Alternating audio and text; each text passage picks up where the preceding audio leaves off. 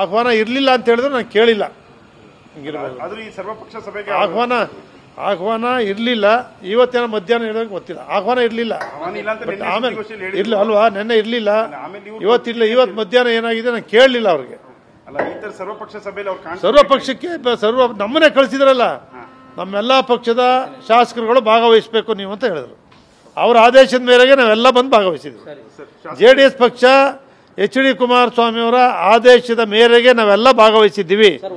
ನಾವು ಪಾಂಡವಪುರದಲ್ಲಿ ಸಭೆಯಲ್ಲಿ ಇದ್ರು ಅವರು, ಹಂಗಾಗಿ ಬರೋಕ್ಕಾಗಲಿಲ್ಲ. ಅಲ್ಲಿಂದ ನೇರ ನಮ್ಮನ್ನು ಹೋಗಿ ಅಂತ ಕಳಿಸಿದ್ರು.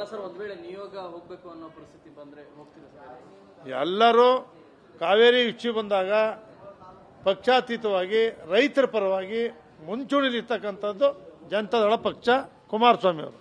ಶಾಸಕಾಂಗ ಪಕ್ಷದ ನಾಯಕರು ಯಾರಾಗ್ತಾರೆ ಅದೆಲ್ಲಾನು ನಾಳೆ ಬೆಳಿಗ್ಗೆ ಹೇಳ್ತಾರೆ. ಈಗ ತಮ್ಮ ಹೆಸರು ಕೂಡ ಕೇಳಿ ಬರ್ತಾ ಇದೆ. ರಾಷ್ಟ್ರೀಯ ಅಧ್ಯಕ್ಷರು, ರಾಜ್ಯಾಧ್ಯಕ್ಷರು ತೀರ್ಮಾನ ಮಾಡಿ ಇವತ್ತು ಮಾತಾಡಿ ನಾಳೆ ಬೆಳಿಗ್ಗೆ ಲೆಟರ್ ಕಳಿಸ್ತಾರೆ.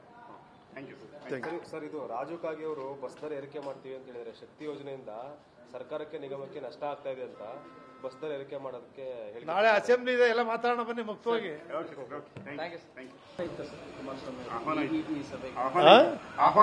ಆಹ್ವಾನ ಇರಲಿಲ್ಲ ಅಂತ ಹೇಳಿದ್ರೆ ನಾನು ಕೇಳಿಲ್ಲ. ಆಹ್ವಾನ ಇರಲಿಲ್ಲ. ಇವತ್ತೇನೋ ಮಧ್ಯಾಹ್ನ ಹೇಳಿದ್ರೆ ಗೊತ್ತಿಲ್ಲ. ಆಹ್ವಾನ ಇರಲಿಲ್ಲ. ಆಮೇಲೆ ಇರ್ಲಿ ಅಲ್ವಾ, ನೆನ್ನೆ ಇರಲಿಲ್ಲ, ಇವತ್ತಿಲ್ಲ. ಇವತ್ತು ಮಧ್ಯಾಹ್ನ ಏನಾಗಿದೆ ನಾನು ಕೇಳಲಿಲ್ಲ ಅವ್ರಿಗೆ. ಸರ್ವಪಕ್ಷಕ್ಕೆ ನಮ್ಮನ್ನೇ ಕಳಿಸಿದ್ರಲ್ಲ, ನಮ್ಮೆಲ್ಲ ಪಕ್ಷದ ಶಾಸಕರುಗಳು ಭಾಗವಹಿಸಬೇಕು ನೀವು ಅಂತ ಹೇಳಿದ್ರು. ಅವರ ಆದೇಶದ ಮೇರೆಗೆ ನಾವೆಲ್ಲ ಬಂದು ಭಾಗವಹಿಸಿದ್ವಿ. JDS ಪಕ್ಷ HD ಕುಮಾರಸ್ವಾಮಿ ಅವರ ಆದೇಶದ ಮೇರೆಗೆ ನಾವೆಲ್ಲ ಭಾಗವಹಿಸಿದ್ದೀವಿ. ನಾವು ಪಾಂಡವಪುರದಲ್ಲಿ ಸಭೆಯಲ್ಲಿ ಇದ್ರು ಅವರು, ಹಂಗಾಗಿ ಬರೋಕ್ಕಾಗಲಿಲ್ಲ.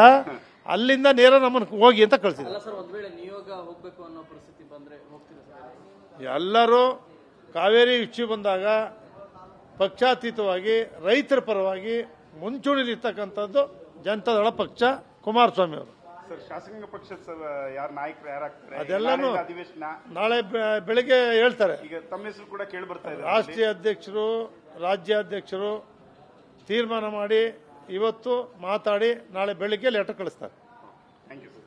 ಸರ್, ಇದು ರಾಜು ಕಾಗೆ ಅವರು ಬಸ್ ದರ ಏರಿಕೆ ಮಾಡ್ತೀವಿ ಅಂತ ಹೇಳಿದ್ರೆ, ಶಕ್ತಿ ಯೋಜನೆಯಿಂದ ಸರ್ಕಾರಕ್ಕೆ ನಿಗಮಕ್ಕೆ ನಷ್ಟ ಆಗ್ತಾ ಇದೆ ಅಂತ ಬಸ್ ದರ ಏರಿಕೆ ಮಾಡೋದಕ್ಕೆ ನಾಳೆ ಅಸೆಂಬ್ಲಿ ಇದೆ, ಎಲ್ಲ ಮಾತಾಡೋಣ ಬನ್ನಿ ಮುಕ್ತವಾಗಿ.